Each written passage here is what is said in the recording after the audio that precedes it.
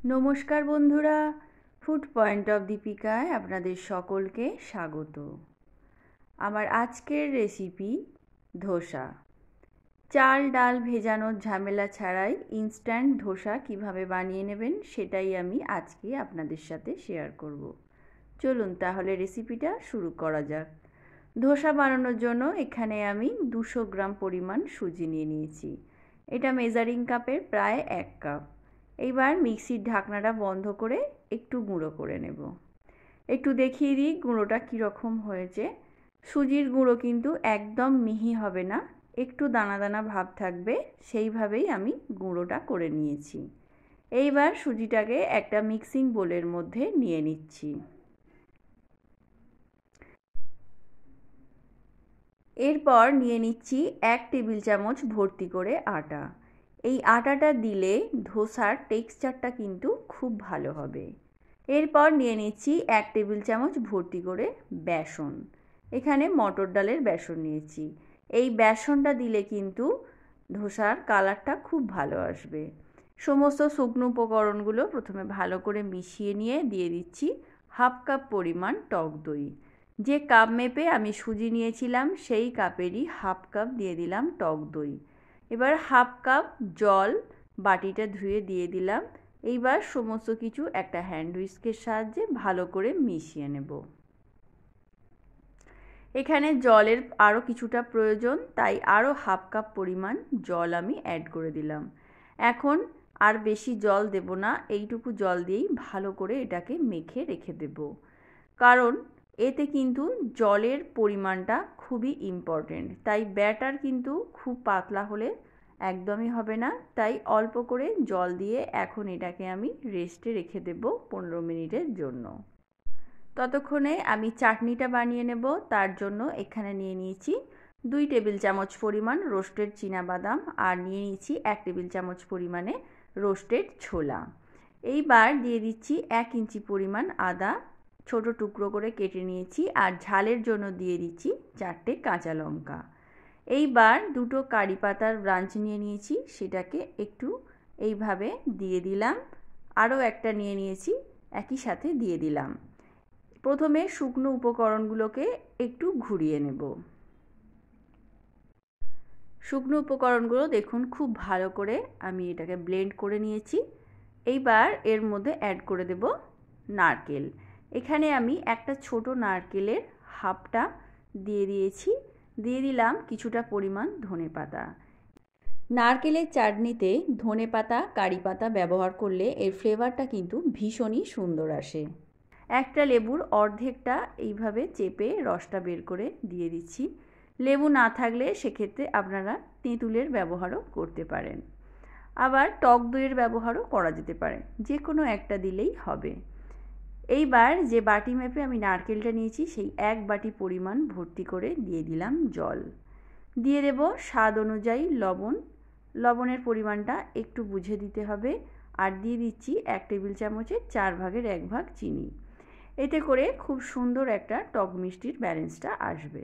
এইবার মিক্সির ঢাকনাটা বন্ধ করে একটা পেস্ট তৈরি করে নিয়েছি। পেস্টটা আমি একটা বাটির মধ্যে নিয়ে নিয়েছি। এইবার একটা তড়কা বানিয়ে নেব। তার জন্য গ্যাসের ওপর একটা ছোট বাটি বসিয়ে দিয়ে দিচ্ছি 2 চা চামচ পরিমাণ রিফাইন্ড অয়েল।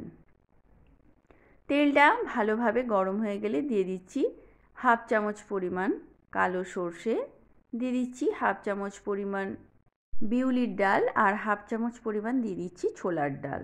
2টো শুকনো লঙ্কাকে ফাটিয়ে একটু দিয়ে দিলাম। এইবার গ্যাসের ফ্লেমটাকে মিডিয়ামে রেখেই ফোড়নটাকে একটু ভেজে নেব। তারপর দিয়ে দিচ্ছি একটা কারি পাতার একটা ব্রাঞ্চে যতটা থাকে সেটা দিয়ে দিলাম। দিয়ে ভালো করে নাড়াচাড়া করে একটু ভেজে নেব। সমস্ত কিছু যখন হালকা গোল্ডেন ব্রাউন কালার এসে যাবে তখন গ্যাসটাকে আমি বন্ধ করে দেব। বন্ধ করে দিয়েছি। এইবার এটাকে আমি চাটনির মধ্যে দিয়ে দেব। তৈরি হয়ে গেল আমাদের ধোসার সাথে খাওয়ার জন্য নারকেলের চাটনি। এই তড়কাটা না দিলে কিন্তু চাটনিটা অসম্পূর্ণ থেকে যাবে। এইবার খুব ভালোভাবে এটাকে মিশিয়ে নিচ্ছি।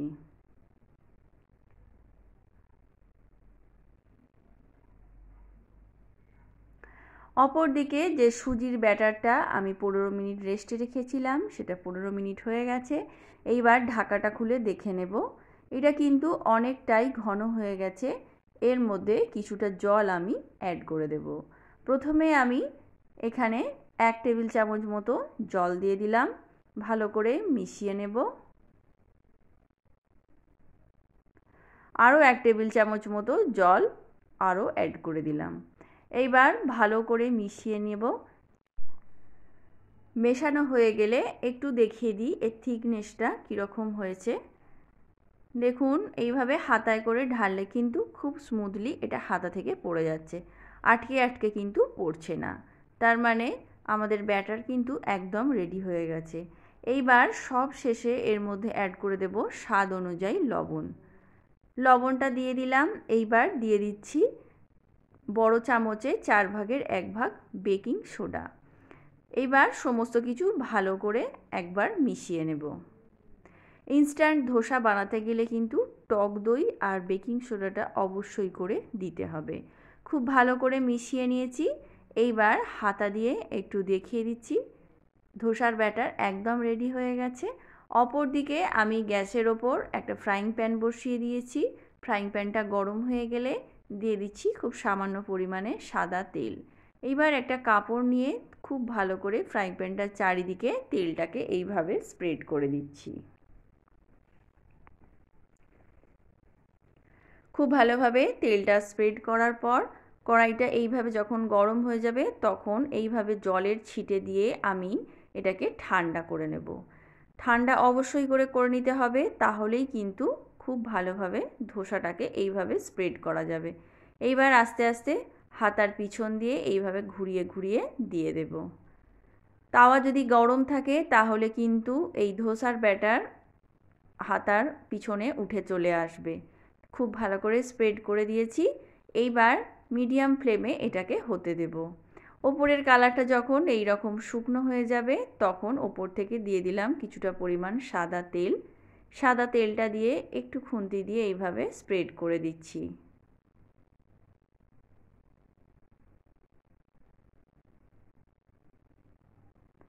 এইবার 2-3 মিনিট অপেক্ষা করব এইভাবেই।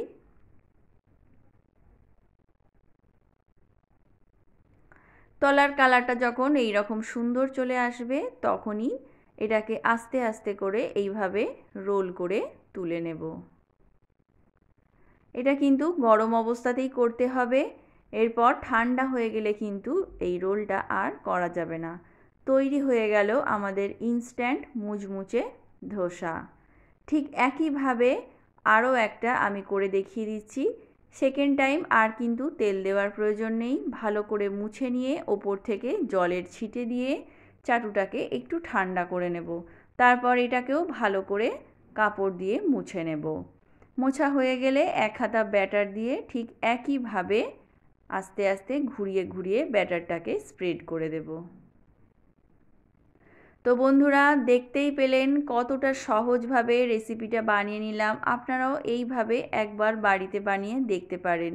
দেখতে যেমন সুন্দর হয় এটা খেতে ভীষণই সুন্দর হয়, দোকানের থেকে কোনো অংশে কম নয়। ঠিক একইভাবে ওপরের অংশটা যখন ড্রাই হয়ে যাবে তখন আবারও সামান্য তেল নিয়ে ওপর থেকে এইভাবে ছড়িয়ে দেব। তো বন্ধুরা রেসিপিটা কেমন লাগলো?